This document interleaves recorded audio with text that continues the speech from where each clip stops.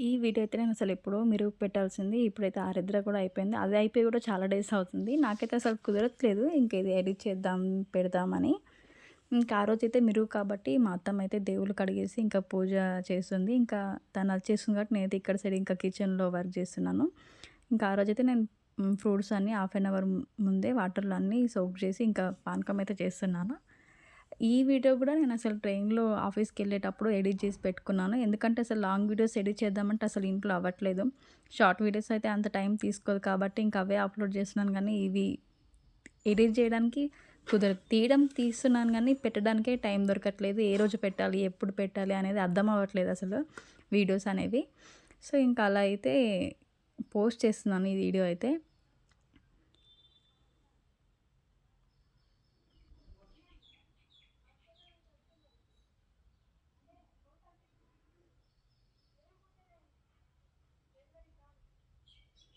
ఇంక నేనైతే పానకంలో ఎప్పుడు కూడా కుడక గ్రేట్ చేస్తాను. అండ్ ఇంక ఇలాచీ పౌడర్, షుగర్. అసలు వాటర్ అయితే యాడ్ చేయను. నాకైతే వాటర్ యాడ్ చేస్తే ఎందుకో అసలు నచ్చదు పానకంలో.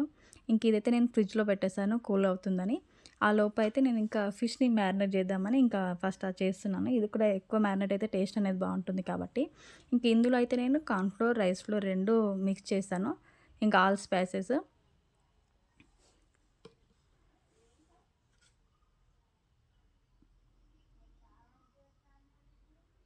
గరం మసాలా కూడా యాడ్ చేశాను.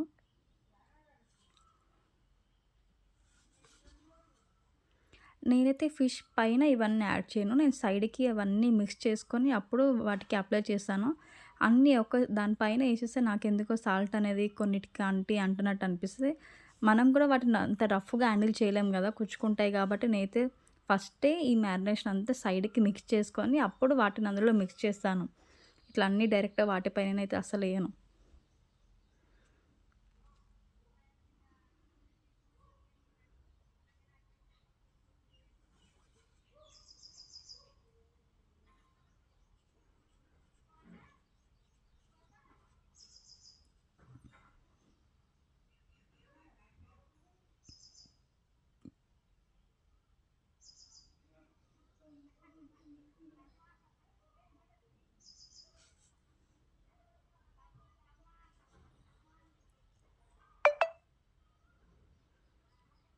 ఇంక ఇదంతా అయిపోయిన తర్వాత నేనైతే ఇంకా అట్లు పోద్దామని బయట కూర్చున్నాను. లోపల చాలా వేడైతుంది.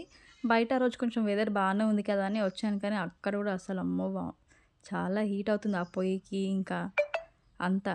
నేను అందుకే అసలు ఇక్కడ సైడ్ కూర్చోవాల్సింది కానీ అటు సైడ్ ఏసుకొని కూర్చున్నా. ఎందుకంటే ఎండొచ్చేసింది అప్పటికి అసలు 9 అవుతుంది అంతే టైము. అప్పటికే అంత ఎండొచ్చింది. ఇంక ఇప్పుడైతే నేను అట్లు పోస్తున్నాను పానకంలోకి.